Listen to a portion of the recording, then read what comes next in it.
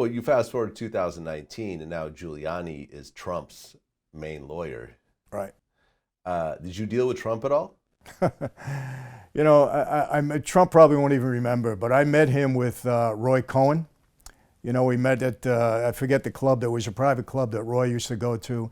I met Donald and we said hello, we exchanged niceties and so on and so forth.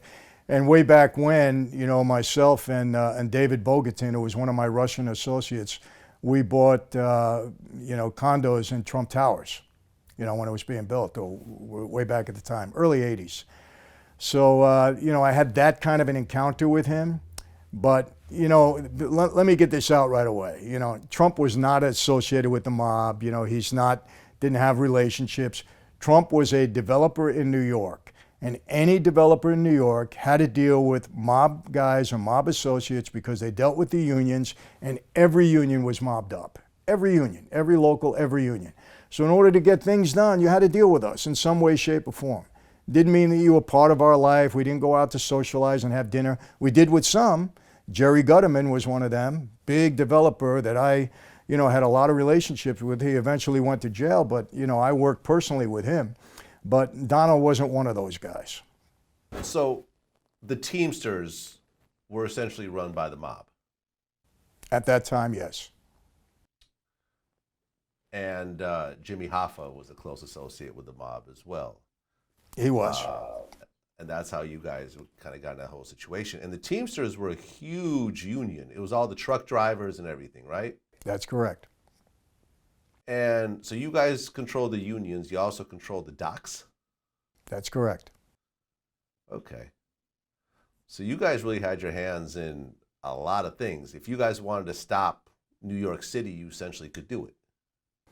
Oh, without a doubt. I mean, look, you control the Teamsters. You control trucks moving all over the country, goods being shipped all over the country. You call a major Teamster strike, you cause a lot of damage.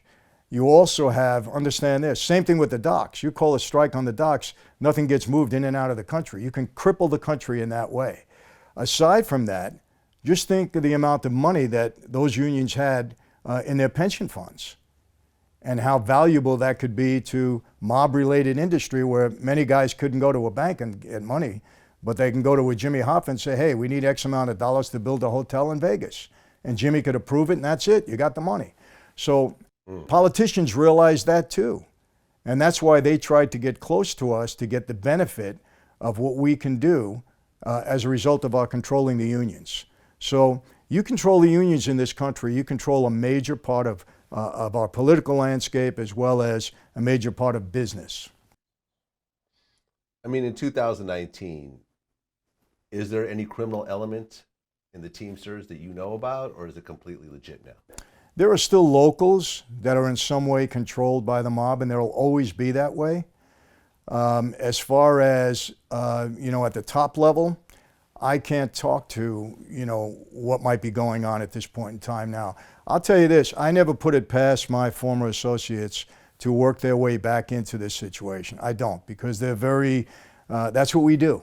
You know, I don't know how the young guys are as capable as guys like us were, but you know, we had a way to get around people and do our bidding, or have them do our bidding for us. I'll tell you this, I saw The Irishman.